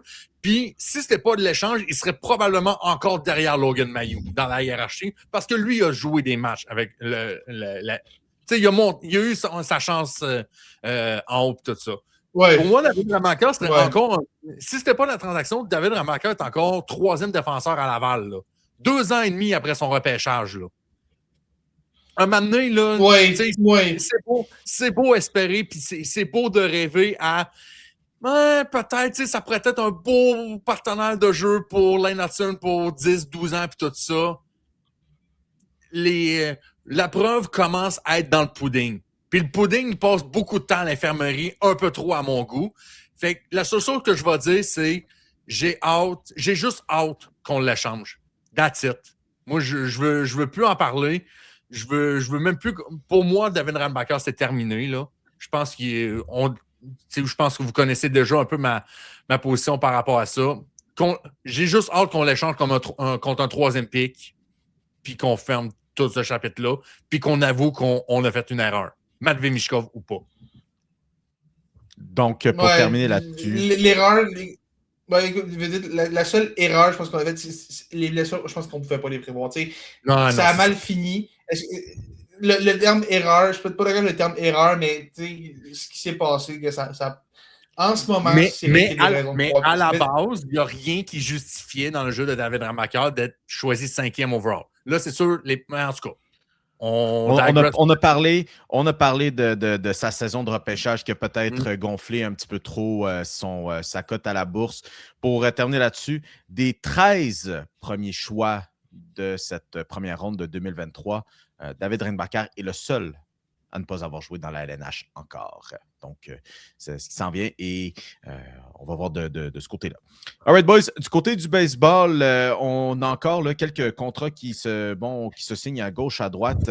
Un que j'apprécie beaucoup comme signature, en fait. Vous savez, moi, je suis un petit émotif d'envie. J'aime ça parler de ces belles petites histoires-là. José Ramirez qui, prolonge, signe un nouveau contrat et qui est un peu comme une restructuration de son contrat actuel avec des années ajoutées. En gros, il sera là pour 4 autres saisons du côté de Cleveland. Comme je dis, moi, j'aime beaucoup ça parce que j'aime ça, moi, des joueurs qui ont ce statut-là, qui restent avec une équipe, presque à dire jusque-là à la fin de sa carrière. Je veux dire, il va avoir 37 ans à la fin de son contrat. Bref, José Ramirez, c'est un nouveau contrat de 7 ans pour 175 millions de de dollars qui va être signé. Ouais, c'est ça. On s'assure du côté de Cleveland quand même de garder ses services parce que quand même, il a 32 ans. Encore une fois, un All-Star a été à chaque année depuis 2021, va frapper autant de balles qu'il faut, puis d'être compétitif avec son équipe, et on s'assure qu'il restera potentiellement un Guardian de Cleveland jusqu'à la fin de sa carrière. C'est le fun. Ouais, Ouais. Puis, José Ramirez, c'est... Parce qu'il faut comprendre au début, là, José Ramirez, au début, il n'était pas un super prospect que, on avait beaucoup d'espoir un peu, puis qui flashait devant nos yeux. Je pense qu'il a commencé sa carrière comme deuxième but, Félix, si je ne me trompe pas. Je pense que c'était plus un gars de ouais, mais il jouait un peu partout. Il jouait un peu partout. Ouais, finalement, on l'a mis au troisième but. Et pour vrai, c'est Monsieur Constance dans la MLB. Je veux dire, tu veux avoir le meilleur plancher que tu veux dans la MLB. Je comprends que tu as des Aaron Judge, tu as des Shohei Ohtani, tu as des, je sais pas, des Ketel Marte, des Kyle Tucker, des Vlad Guerrero Jr., que tu sais, le plafond peut-être est un petit peu plus haut. Mais le plancher, mesdames, messieurs, là, en fait, je vais même sortir le comparatif au hockey. José Ramirez est au baseball ce que John Tavares est au hockey. C'est la même espèce d'affaire. La seule différence, malheureusement, c'est que John Tavares ne restera pas en Islanders pour le restant de sa vie. Et José Ramirez s'en va pas avec les méchants Yankees. Non, José Ramirez n'ira pas à Toronto, malheureusement. Avec les méchants Yankees. Avec les méchants Yankees ou les méchants Dodgers puis tout ça. Puis, il faut quand même donner du love un peu. Parce que ce gars-là, tu le regardes physiquement puis c'est comme... C'est un short king. C'est un joueur de baseball, on va dire ça de même. Au baseball, de plus en plus, puis ça, c'est un aspect un petit peu underrated qu'on voit un petit peu plus au baseball de plus en plus. Les petits joueurs en bas de 6 pieds, là, peu importe la position, à part peut-être catcher, là, on en voit de moins en moins souvent. Là. Fait tu sais, t'as un short king de 5 pieds 8 qui est un all-star constant année après année, que tu pourrais mettre ta maison là-dessus, qui a décidé, sais-tu quoi, Cleveland a donné ma première chance dans les majeurs. Je sais qu'on n'est peut-être pas l'équipe la plus flashy sur papier, qu'on dépense pas plus, qu'on est une équipe de petit marché, mais sais-tu quoi? Moi, je donne de la valeur à de la loyauté, fait que je reste ici. Ça pour ça, là, si le baseball majeur avait un peu plus de José Ramirez, le monde irait tellement mieux. J'adore que tu me parles de loyauté d'José Ramirez, puis que le comparatif que tu me sors, c'est John Tavares qui est reconnu comme le plus grand traître des 15 dernières années dans la LNH. Ça me fait vraiment beaucoup, beaucoup rire. Mais le pire, c'est que je comprends ce que tu veux dire, parce que je suis d'accord avec toi qu'en termes de production, c'est vrai que c'est le même gars, là, mais ça me fait vraiment rire qu'on parle de loyauté, puis le ton que tu me sors, c'est John Tavares. Mais écoute, oui, quand même, José Ramirez, bravo à lui, puis tout, puis parlant de Ramirez, juste mon anecdote préférée d'José Ramirez, c'est qu'à un moment donné, il pose la question, il dit, tu trouves-tu de la pression, je joue dans les majeurs, puis je pense qu'il était en série, est-ce que tu trouves que c'est de la pression, puis tout, puis il dit, moi, je viens de je crois que c'est une République dominicaine, lui, il dit, moi, je viens bref, un pays d'Amérique du Sud, République dominicaine, Félix. Il dit, écoute, moi, je viens de... Oui, écoute, pays, tu comprends ce que je veux dire, OK? À cette heure, l'Amérique du Nord, c'est comme Canada, États-Unis, puis le reste, c'est tout le Sud maintenant. Il n'y a plus de centrale, il n'y a plus rien, tout le Sud. Bref, mon point est que il dit que, tu sais, lui, là-bas, quand il joue au baseball, il a comme 12 ans, puis le crime organisé a une mainmise assez importante sur le baseball dans cette région-là. Puis il dit, moi, on m'a déjà menacé de me tuer si je n'avais pas une bonne performance au bâton. Fait que sérieusement, là, de la petite pression de match de série, là, c'est absolument rien pour moi. Puis pour vrai, c'est vrai que quand tu le sens en perspective, c'est vrai que le petit match de série, là, c'est pas grand-chose au final. Mais écoute, bravo à Ramirez pour ça. C'est vrai que c'est cool, puis il faut le souligner quand ça arrive. Et c'est vraiment, vraiment cool aussi que les Guardians en profitent pour signer une tonne de gros joueurs autonomes avec l'argent qu'ils sauvent pour bien l'entourer. Parce que les Guardians, depuis le début de la saison morte, ont consenti un petit peu $0 à un joueur autonome qui n'était pas avec l'équipe l'an passé. On n'a signé aucun joueur autonome du côté des Guardians. Ça, on célèbre beaucoup moins. Ça. On souligne la belle loyauté de Ramirez, là, mais les Guardians, comment? Je te demande pas d'aller chez Kyle Tucker, je te demande pas d'aller chez un autre gars à 60 millions. Là. Mais trouve quelque chose. Quelqu'un là, pour t'aider. À chaque année, c'est la même histoire. Tu as des bons lanceurs, tu n'as pas de frappeurs. Comment? C'est le moment. Là, que Steven Kwan va bientôt partir parce que tu vas l'échanger avant qu'il ait une autonomie complète.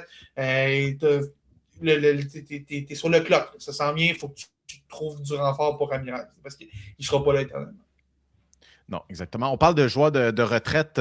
Cette fois-ci, l'un de ces joueurs, un des favoris du public aussi, qui a vraiment pris les majeurs vraiment de manière fulgurante quand il est arrivé. Yu Darvish, qui est un nom que vous avez sûrement pas entendu depuis un sacré moment. Et bon, les blessures se sont accumulées pour Yu Darvish. Et puis là, encore une fois, a eu une opération il y a pas si longtemps de ça et devrait rater l'entièreté de la saison 2026. Et puis là, on commence à parler de peut-être retraite, bon, parce qu'il y a des articles qui commencent à sortir un petit peu, puis c'est ce que Darvish sort lui-même, comme quoi, bon, oui, il s'enligne, comme il a dit, oui, il y a des articles qui sortent, oui, je m'enligne vers la retraite, mais attendez un peu, il y a encore des trucs qui doivent se dire parce qu'il reste encore 3 ans avec de contrat avec les Padres, mais dit que, bon, mais je n'annonce pas ma retraite tout de suite. Mais oui, je m'enligne pour la coupure du contrat avec les Padres. De manière un petit peu drôle, mais Félix Pop, ce qu'on s'entend, là, c'est que ça s'enligne pour une retraite.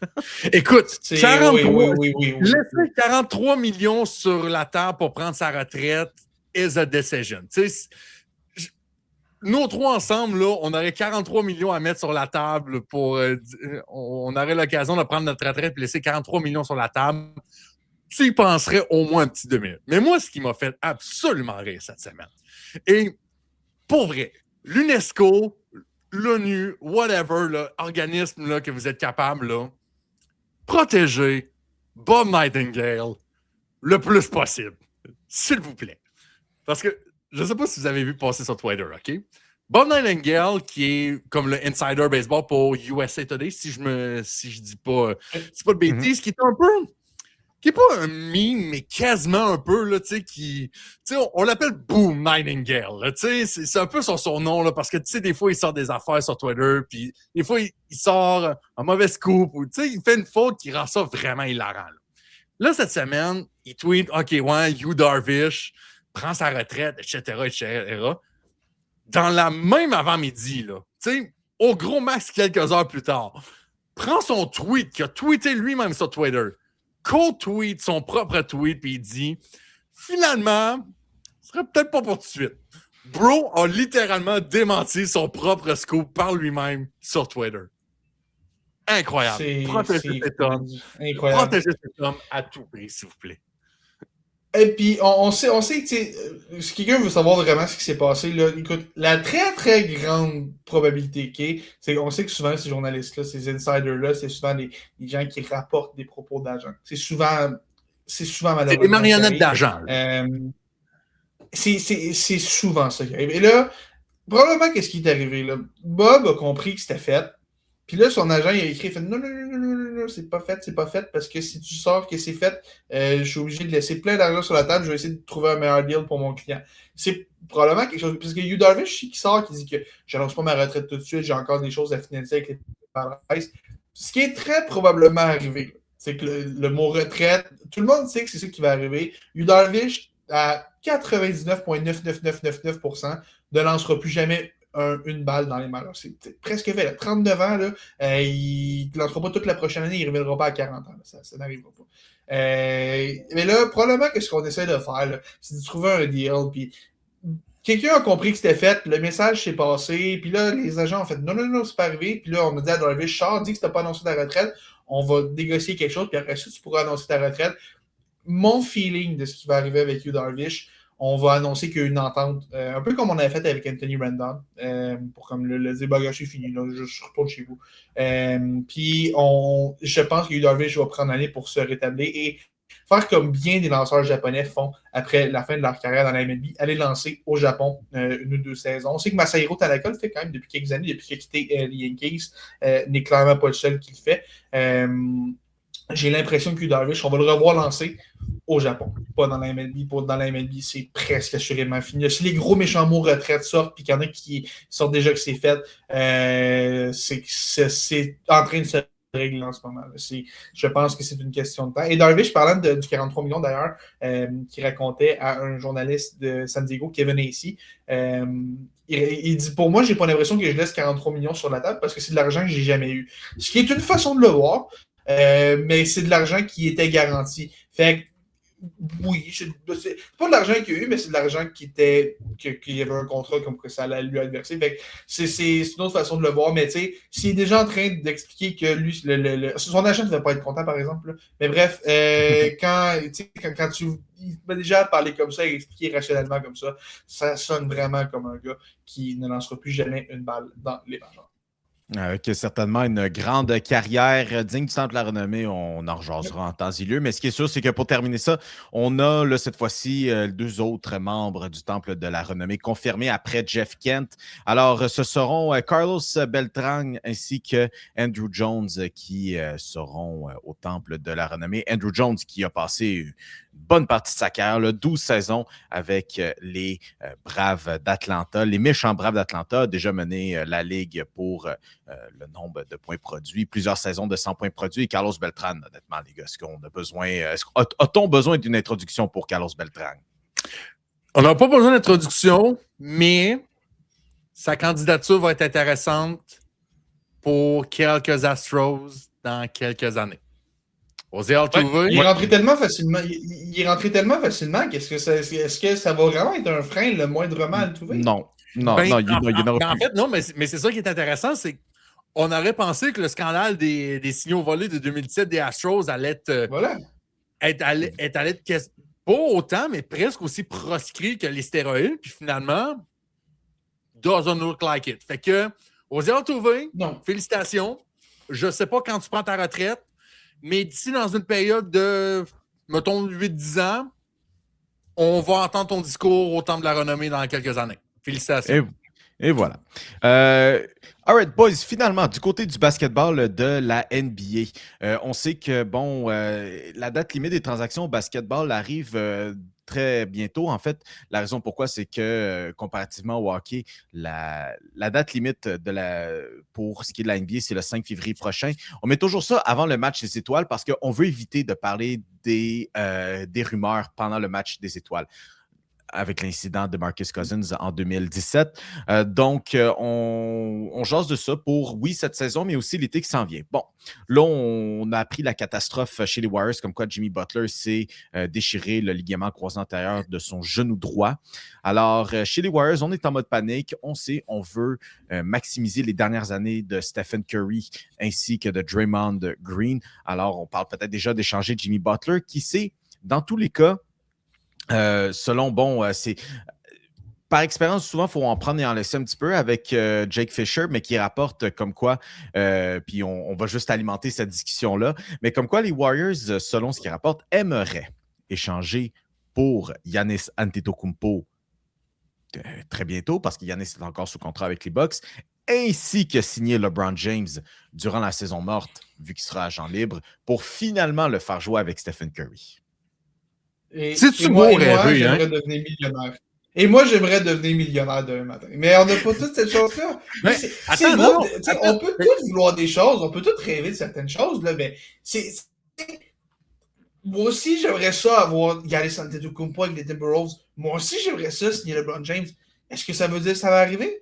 Non, ça ne veut pas dire que ça va arriver. Tu sais, évidemment, là, je veux dire, imaginons le demain matin, OK, dans l'NFL, là, Patrick Mahomes devient joueur autonome. Penses-tu que tu peux sortir la rumeur pour littéralement les 32 équipes-là? Ouais, telle équipe aimerait vraiment ça avoir Patrick Mahomes comme carrière. Évidemment que tu peux. Je veux dire, oui. Qui ne veut pas? Qui dirait, non, regarde, moi, tu vois, je veux rien savoir de ce gars-là. Moi, tu vois, mon carrière, là, c'est Justin Fields, puis j'aime bien mieux Justin Fields que Patrick Mahomes. C'est quoi ça? N'importe quoi, man. Évidemment qu'il fallait... Il y a des nouvelles comme ça. Comme, voyons donc, quelle surprise. Wow! Oh, man. En fait, Félix, je te dirais que probablement, tu as même plus de chances d'être millionnaire parce que d'un coup qu'on découvre qu'il y a juste un bobblehead d'Alexandre Carrier avec un bâton, puis c'est toi qui l'as, puis il n'est même pas déballé. Tu pourrais devenir millionnaire, tu aurais plus de chances que... On ne saurait jamais qu'un bâton dedans, mais sinon, le plein est sans faille. Fait que moi, j'ai confiance à ta capacité de devenir millionnaire juste à cause de ça. Yes. Fait que je me dis, lâche pas. Puis Warriors, fine, OK. Je vais le croire, mais que je le vois. Pour vrai, là, je suis comme, j'essaie de voir, parce que je comprends que Giannis est en fin de contrat. Tu donnes quoi? Tu donnes quoi pour Giannis Antetokounmpo? Écoute, encore plus que Jimmy Butler est out pour plusieurs mois.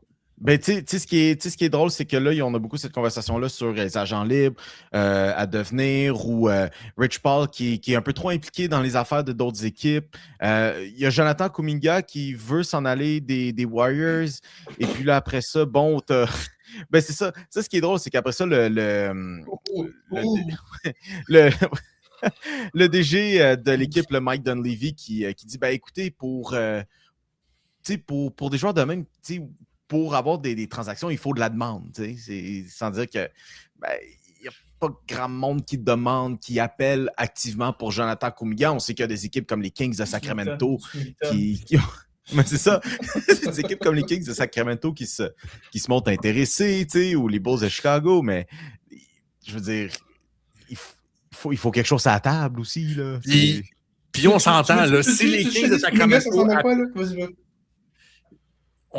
Puis il faut être honnête, si c'est juste les Kings de Sacramento qui t'appellent pour un joueur, c'est pas nécessairement le meilleur compliment à sa planète non plus. Non, effectivement. Puis écoute, pour ceux qui connaissent moins le basket, est-ce qu'il y a un comparatif de Kuminga, là, puis imaginons dans une éventuelle transaction pour Giannis Antetokounmpo. C'est comme un peu si Kent Hughes prenait son téléphone, OK? Puis il appelait, je sais pas, là, je vais aller, il appelle le Wild. Artemi Panarin. Imaginons, il appelle les Rangers pour Artemi Panarin. Il dit, hey, j'aimerais ça avoir Artemi Panarin. OK, tu nous offres quoi? OK, mettons Kirby Dack, Patrick Laine, puis genre un choix de 2. Qu'est-ce que t'en penses? Tu sais, évidemment qu'ils vont dire non. Qu'est-ce que tu veux qu'ils fassent avec ça? Qu'est-ce que tu veux que ça leur fasse? Tu sais, oui, c'est beau. Tu sais, on veut beaucoup de choses chez les Warriors. On veut Giannis, on veut LeBron, puis on veut échanger Kuminga. Encore une fois, c'est beau rêver. Tu peux vouloir ce que tu veux.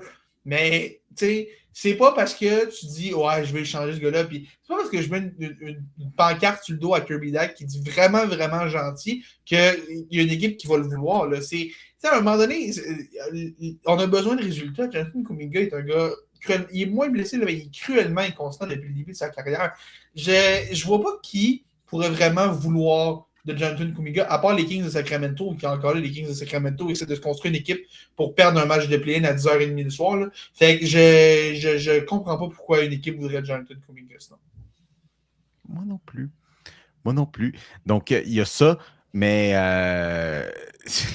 en même temps, est-ce que LeBron James aussi peut revenir? Bon, il y a aussi sur ma revue de presse, j'ai parlé de cette histoire de bisbille en arrière-scène entre LeBron James et les Lakers pour ingérence, entre autres, avec Rich Paul. Et puis là, Rich Paul qui fait encore jaser comme quoi, là, il faut qu'Anthony Davis il parte de Dallas. Puis finalement, il refait une sortie un peu plus tard cette semaine pour dire « Ah non, on n'a pas eu d'appel concernant Anthony Davis. Maintenant, pourquoi? » Bref. Du côté des Bulls de Chicago, finalement, le numéro de Derrick Rose retiré. Alors, salutations à Derrick Rose, l'une des carrières les plus tristes. Bon, pensez ce que vous en vouliez de ce MVP de 2011. Toujours est-il, il a emporté le vote des juges. MVP le plus jeune de la Ligue à 23 ans lorsqu'il l'a remporté avec les Bulls de Chicago, premier seed. Et puis, on sait ce qui est arrivé par après la saison suivante, ces histoires de genoux et qui a un peu déraillé le restant de sa carrière. Mais avec mon moment préféré de loin avec Derrick Rose, c'est son match de 50 points en 2018 avec les Timberwolves. Et ça, de loin.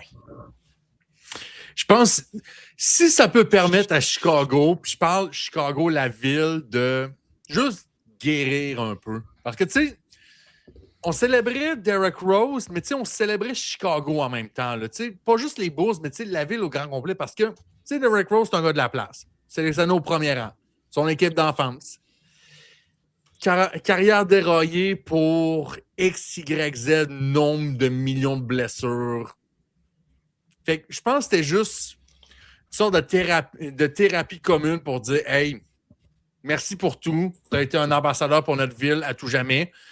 Ce que tu as amené pour la culture sera toujours marqué dans les livres d'histoire. Fait que merci beaucoup. » Puis en espérant que l'après-basketball soit un peu moins douloureux, si on peut dire ça comme ça. Oui, Ouais, je sais oui, qu'il y a vraiment, des petits vraiment. projets qui Ça a s'en été, viennent. Des petits projets qui viennent à gauche, à droite. Là, je le suis un peu sur les réseaux sociaux, très impliqué aussi aux échecs. ouais. C'est comme sa petite passion du moment. All right. Donc, avant de fermer les livres, Félix, tu avais un dernier point que tu voulais nous ajouter. Oui, je reviens parce que quand même, je trouve ça dommage qu'on n'en ait pas parlé parce que selon moi, c'est quand même la plus grosse nouvelle de la semaine. Je suis content qu'on l'ait gardé pour la fin, par exemple. Les boys, il y a 6 mois de ça, OK? À quelle fréquence, disons, vous entendiez parler de Philip Rivers?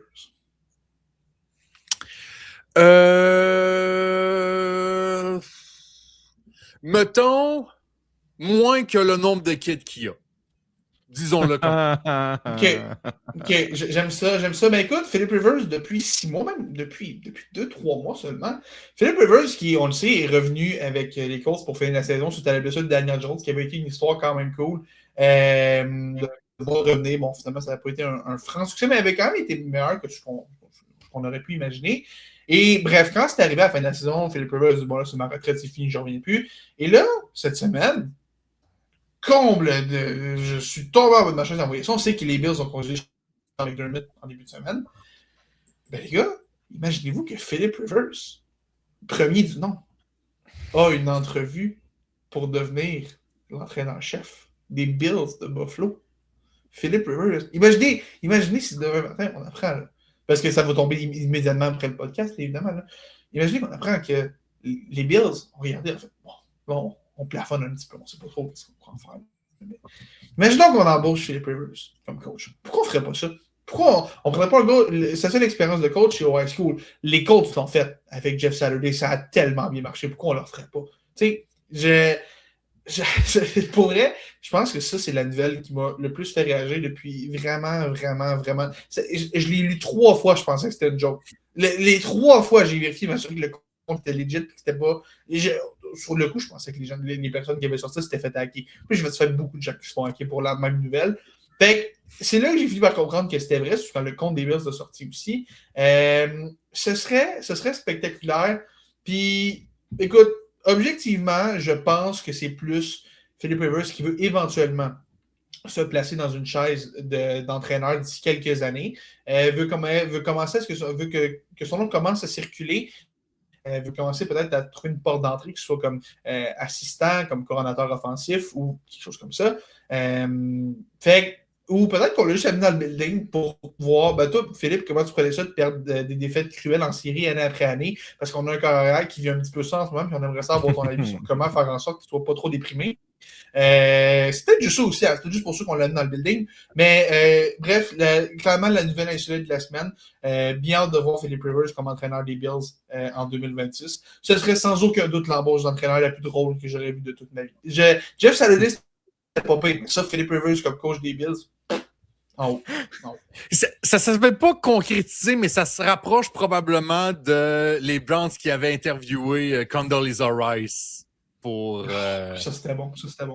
Ça, c'était incroyable. Bon. Mais, en tout cas, je vais le souhaiter pour Philip Rivers parce que, man, la police d'assurance de la NFL, on doit stretch ça un peu, là. Tu sais? Gotta stretch the insurance policy, là. All right, boys. Avant qu'on se quitte, on a notre quiz du joueur de la semaine qu'on vous envoie sur nos réseaux sociaux. Cette semaine, le joueur qu'on avait pour vous, occupe actuellement un poste chez les Golden Knights de Las Vegas avec 12 buts en 2025-2026. Bon, vous me direz une mince récolte de buts. Pourquoi est-ce que ça fait mention? Mais quand même, 52 points avec un peu plus que la mi-chemin de la saison de fête. Alors, un joueur d'un point par match, mais dont on a discuté un peu la semaine passée comme ayant, une saison en deçà de ce qui nous a habitués ou qui produit un rythme un peu plus lent. Félix Forget, de qui parle-t-on? On parle de Mitch Marner qui a fait son grand retour à Toronto vendredi soir dans l'uniforme des Golden Knights, qui a été accueilli pas de façon très agréable, les gens qui l'ont eu assez copieusement, sauf quand on a montré la belle petite vidéo de « Oh wow, c'était tellement le fun, les bons moments quand tu étais avec nous, Mitch. On va tellement te faire une ovation juste pour te huer, genre 30 secondes après. » J'adore l'hypocrisie des fans de sport, j'adore ça, je les aime d'amour. Mais bref, ça a été un moment assez particulier de le voir revenir dans cet uniforme-là. On en parlait la semaine passée, comme quoi le texte était sorti de The Athletic, dans lequel on apprenait que Mitch Marner n'est pas nécessairement plus heureux à Vegas qu'il l'était à Toronto. Je me demande si le retour à Toronto il a fait du bien, même si bon, c'est dans l'uniforme de l'équipe adverse cette fois-ci. Mais oui, ça a été une des grosses histoires de la semaine, ça aussi. Et Mitch Marner, qui a quand même eu le dernier mot dans ce match-là, alors que les Golden Knights l'ont emporté. C'est d'ailleurs on parlait des 4 défaites consécutives des Maple Leafs. Ben ça, c'était la 3e de cette séquence-là. Celle-là a dû faire un petit peu plus mal que les autres en raison du retour de Mitch Marner. Et on continuera d'en entendre certainement parler de ce nom-là de Mitch Marner, puisqu'il sera en plus sur l'équipe canadienne. Mesdames et messieurs, c'est ce qui met fin à ce programme hebdomadaire de la Triple Menace. Je tiens à vous rappeler que vous pouvez nous rejoindre sur nos réseaux sociaux, notamment via le groupe Facebook des superfans des Tigers de Guangdong, où vous pourrez interagir avec nous ou y participer un petit peu à l'émission. Sinon, écoutez, vous pouvez nous rejoindre sur nos autres plateformes étant Facebook, bien sûr Facebook, YouTube, Twitter, Instagram et TikTok, où on a encore du bon contenu pour vous. Sinon, on est disponible en milieu de semaine tous les jeudis matins avec la revue presse du Salon de Mio. Sinon, d'ici là, on se donne rendez-vous la semaine prochaine au programme régulier de la Triple Menace. Salut, bye!